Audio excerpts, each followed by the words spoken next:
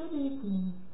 I'm just going to share with you an experience I had when I was in Zimbabwe and the experience I also had here in the United Kingdom. This experience turned my whole life around, the one I had in Zimbabwe. I was a married woman and I am a born-again Christian. I was born again in 1987, and Jesus Christ has just told me to tell you that. Even though I was born again then, I had my trials and temptations, and He's the one who has helped me to overcome them. That's why I'm sharing with you today. I was in an experience with one of my father's tenants. I left a handbag in his car, and when I left it there, he told me to meet him in the city center on the 12th of June 2003. And when I met him, he decided to take me places and take me round different places to the American Embassy where he worked. Then he went to the petrol station.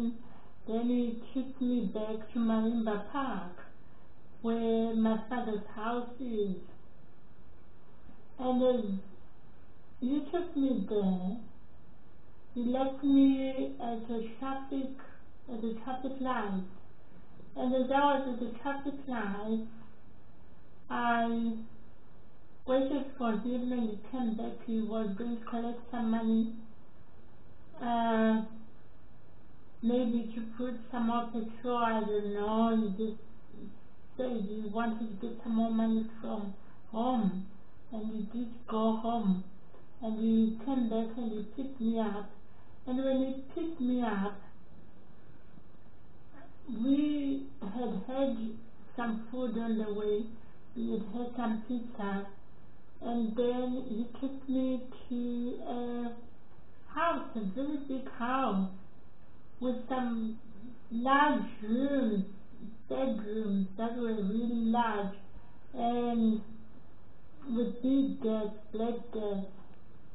And at this house, he paid $10,000, and he said his name was Shumba, which was a lie, because Shumba was my name or my husband at that time, and so is my ex-husband.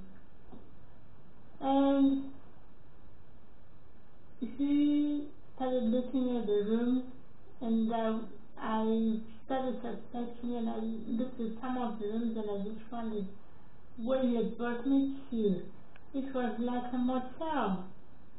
I really don't know what the house was used for, but he forced me to sleep with him in this house.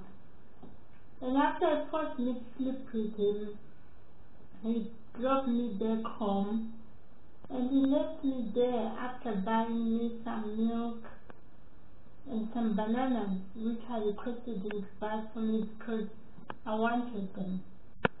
And when I got home, I started feeling sick, especially after a day or two, and I went to be treated.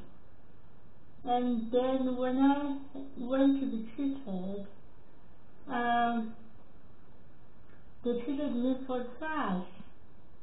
And after that, I came to England. My husband brought me to England. And when he brought me to England, I had several other treatments for thrush. And I had HIV test, which came out to be negative.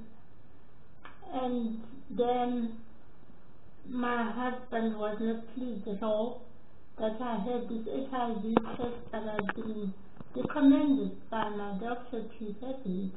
because he was saying since I was coming outside the country, I needed to have an HIV test. And after I had the HIV test, which was negative, I did confess that I slept with someone in Zimbabwe who was not my husband for the first time and only once. And when I confessed this to my husband that I had slept with somebody who had forced me to sleep with him,